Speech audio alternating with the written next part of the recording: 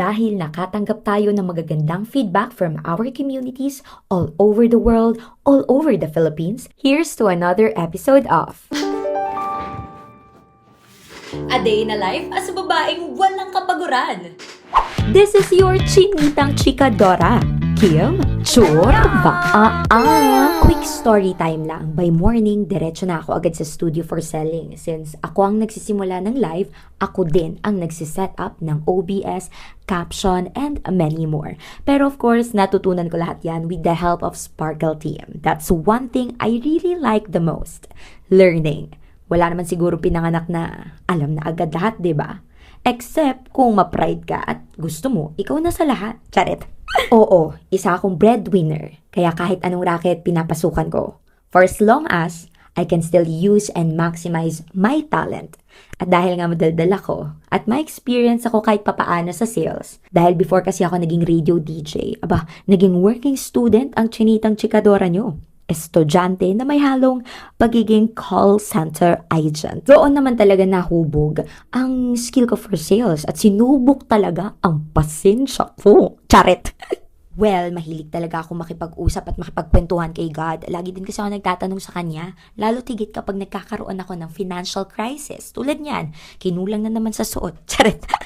Then one day, nagkaroon ako ng 1-month contract as a live seller. Hindi naman niya naapektuhan yung pagiging DJ ko. Kaya ayan, gumora ang Chinitang Chikadora nyo. At dito na nga mas naging close itong dalawang na ito. So, ayan, nakabundle na po siya.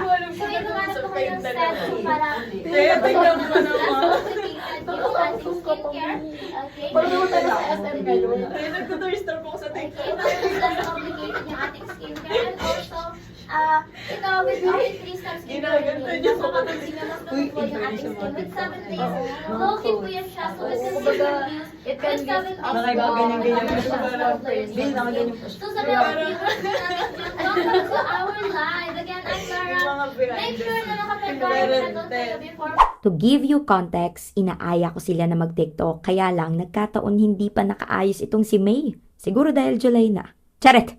So, ayun. Imbis na mag-TikTok, mag-content, nag-okraya na lang po kaming tatlo. And, of course, with Lera. Hi! Shoutout! Sisi, nabalitaan mo ba? Ka naman. May demanda. Kakakunin na. O, diba parang walang nangyari? Ang bilis ng transition from live seller to radio DJ. Charet! Like this. At dalawang sub mo. Dali Bago nga tayo tuluyang umuwi, ay biglang dumating si Lansky. Isang cameraman sa PRTV at siya din ang nagturo sa amin ng tamang pitik na may soft moves. Alam niyo ba sa buhay, kailangan may dalawang pitek like this. Dalawang soft move, syempre. Ay! Yan ang buhay. Sir, paano nyo naman po natutunan yung mga soft move tsaka yung mga pitik-pitik? Actually, sarili ko lang yan kasi alam niyo naman, masyado ako masayahin, di ba? So, talagang sinang sa sarili ko na kailangan, meron akong gano'n, meron akong dalawang soft moves lagi, like this. Yes! Ang galing nyo po, sir! Thank you guys. Grabe ka! By the way, I'm Lance! Take no? Okay, isa pa. Bakit yung mic ko parang may lasa na? At hindi pa talaga siya natitigil dahil alam niyo po ba na gagawin niya pa ang pinaka-iconic extra ng pagiging Lansky. Kaya naman, ito na, abangan natin ang pinakamalupit na extra ni Lansky. Ano na kaya sila sa laki? Hindi ko alam na By the way, ay aray ko. Game ready? By the way, I'm Lance. Have a nice day. Bye-bye.